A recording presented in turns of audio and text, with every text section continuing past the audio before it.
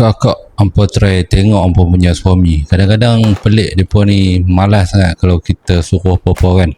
Tapi sebenarnya depa bukan pemalas sangat. Cuma depa tak ada tools yang elok, tools yang betul yang nak buat kerja. Ni macam ni contoh, aku ada drill daripada Softfly ni. Aku semangat sikit nak servis aircon. Memudahkan kerja aku, nak buka pasang lagi senang. Oleh ni bukan saja boleh tebuk lubang, tapi guna untuk sebagai skru lah kan, screwdriver elektrik. Sebab sebelum ni aku pakai screwdriver, lambat sikit kerja aku. So motivasi aku nak buat kerja tu terganggu. Ini buat memang laju. Aku buat bawah pada 30 minit. Settle. Aku boleh servis aircon dengan jayanya. Dan akak-akak kalau nak tengok lelaki yang rajin, suami yang rajin, apa beli lah satu tools ni kat mereka. Beli simpan tak apa. Bagi apa-apa dia tak ada alasan lah tak mau buat kerja. Okey,